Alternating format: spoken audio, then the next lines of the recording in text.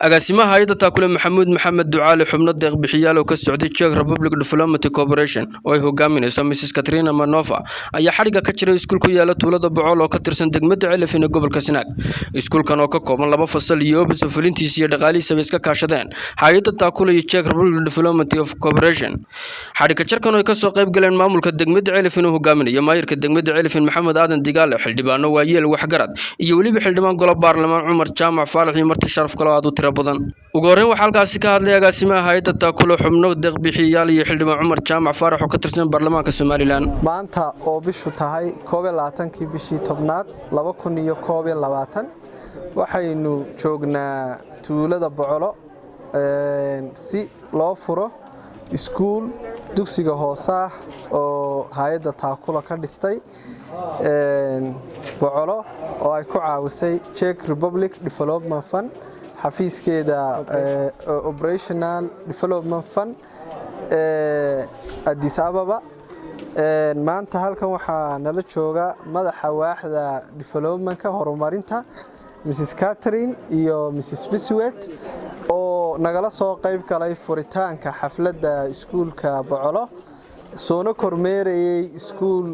hore oo ay uga dhiseen degmada Dhadinyaxye iyo MCH. Alhamdulillah. Colleagues, guests, and I'm very honored to be here today. This is my first time in Somaliland, and I'm so happy I can assist at handing over this school that Czech Development Cooperation funded. And you know, Czech Development Cooperation is a small donor, so we are always looking for strategic partners who can really maximize our inputs and the sustainability for us is very important, so I'm very happy. farxad weyn bay maanta ay tahay in aan imaado Bocolo oo laga hirgeliyay aanu dhamaystirnay iskuul tuuladaas oo ay degaan waa tuulo miyi dad xoolo dhaqataa oo degan ayaa carruurtoodu imanaysa ilaa 150 qoys waxaan mahad gaar ah siinayaa wasaaradda waxbarashada Somaliland wasiirka oo qorshahan nagala mid ahaa codsiguna nooga yimi ayaan aad ugu mahad celinayaa qorshaha wasaaraddana waa ka mid xitaa waxa ka mid ah wasaaradda qorshaheeda iskuulo reer miyiga dabagala in ay sameeyaan waxaanu kala hadlay iskuulkan macallimiinta loo qori lahaa mushaharka wasiirku wuu aqbalay insha Allah iyadana waa loo soo sameeynaya. geestooda waxa iyaguna halkaasi ka hadlay ugana mahad celiyay dhismaha iskuulkan iyo maamulka degmada Ceelafweyn oo hogaaminaya maayirka degmada Ceelafweyn Maxamed Aadan Digaale xildhibaano waayeel iyo bulshadii ku noolay deegaankaasi. maanta halka waxaan isugu nimi inaynu xariga ka jarno iskuulka quruxda badan ee ay noo fankeeda ay lahayd Czech Republic ayna fulisay implementationka ay sameysay hay'adda Taakulo aad iyo aad baan ugu mahad celinaynaa oo idinka guddoonay baan leenahay insha Allah waxaan idinka codsanaynaa wax ka badan inaan oo keenay doonto baan idinka rajaynaynaa. halka waxaan uga mahad celinayaa dawladdan iskuulkan noo sameysay Czech Republic iyo hay'adda Taakulo iyo xildhibaanka baarlamaanka inagu matala Cumar Jaamac Faarax halkan aan berigdood ka sharaxnayn aad iyo aad baan idinku mahad celinayaa mar labaad iyo mar saddexaadba hay'adda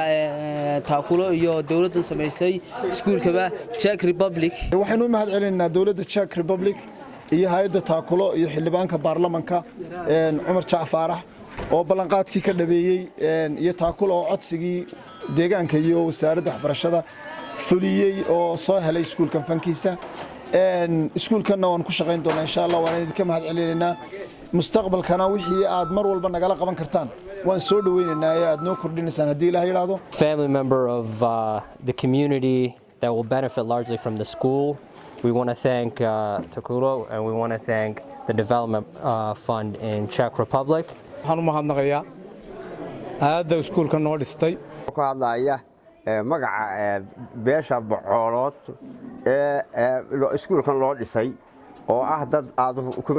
badan oo degan miyiga oo jooga miyiga meelaha degan waxaan aad ugu soo dhaweynaynaa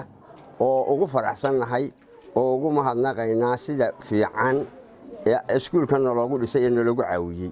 gabagabadina waxay soo kormeereen dhismayaal hore ay ka hirgeliyeen deegaanka Dhadinyaxye oo ka kooban iskuul iyo xarun caafimaad oo hooyada iyo dhallaanka ومحمد سوت التلفزيون كقرن كسوماليلاند Ceelafweyn.